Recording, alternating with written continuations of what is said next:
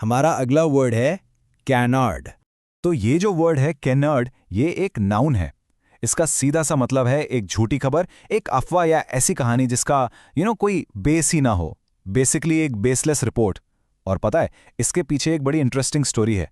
ये word actually French से आया है, जहां कैनर्ड का मतलब होता है अडक। हाँ, एक बतख। ये एक पुराने फ्रेंच फ्रेज से जुड़ा है जिसका मतलब था किसी को बेवकूफ बनाना। तो बस उस डक से इस झूठी खबर को कनेक्ट करके याद रखिएगा, काफी आसान हो जाएगा। चलिए अब इसको एक सेंटेंस में यूज करके देखते हैं।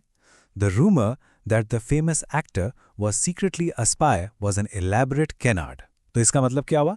मतलब ये हुआ कि वो जो अफवाह थी ना कि एक फेमस एक्टर एक्चुअली एक स्पाई है, वो पूरी तरह से मनगढ़ंत एक झूठी कहानी थी, एक एलैबोरेट कैनार्ड। तो देखा, यहाँ कैनार्ड का यूज उस झूठी अफवाह के लिए हुआ है। ओके, एक और एग्जाम्पल देखते हैं थोड़ा डिफरेंट कॉन्टेक्स्ट में। The company had to issue a statement to debunk the canard that its new phone was unsafe. इस सेंटेंस का मतलब है कि कंपनी को एक ऑफिशियल स्टेटमेंट देना पड़ा। क्यों? ताकि वो उस झूठी खबर को झुटला सकें, उस कैनार्ड को डिबंक कर सकें कि उनका नया फोन सेफ नहीं है। तो यहाँ कैनार्ड का इस्तेमाल एक प्रोडक्ट के बारे में फैली गलत इंफॉर्मेशन के लिए किया गया है। पॉलिटिक्स में ये वर्ड काफी यूज होता है।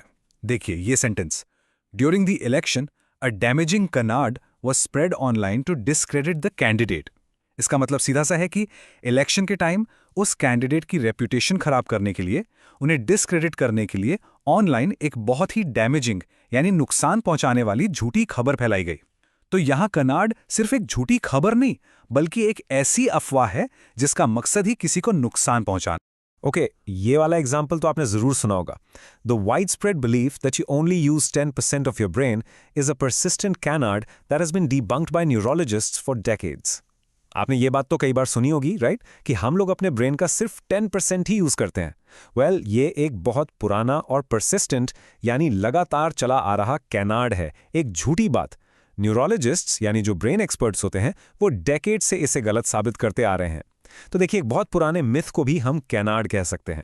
तो अब बात करते हैं इसके सिनोनिम्स की, यानी ऐसे वर्ड्स जिनका मीनिंग लगभग सेम होता है, जैसे कि rumour, falsehood, hoax, fabrication and of course lie. ये सभी वर्ड्स झूठ, अफवाह या कोई बनावटी चीज को ही पॉइंट आउट करते हैं। तो आप कैनार्ड की जगह इनका भी यूज कर सकते हैं डिपेंडिंग ऑन द कॉन्टेक्स्ट। और अगर सिनोनिम्स हैं तो एंटोनिम्स भी होंगे, यानी ऑपोजिट वर्ड्स, जैसे कि ट्रूथ, फैक्ट, रियलिटी, सर्टेनिटी और वेरिफिकेशन। ये सारे वर्ड्स बिल्कुल क्लियर हैं, राइट? ये सब सच्चाई, फैक्ट्स और रियलिटी की बात करते हैं, जो कि कैनार्ड का एकदम ऑपोजिट है। बस आज के लिए इतना ही। मिलते हैं नेक्स्ट वीडियो में। Happy learning. Bye bye.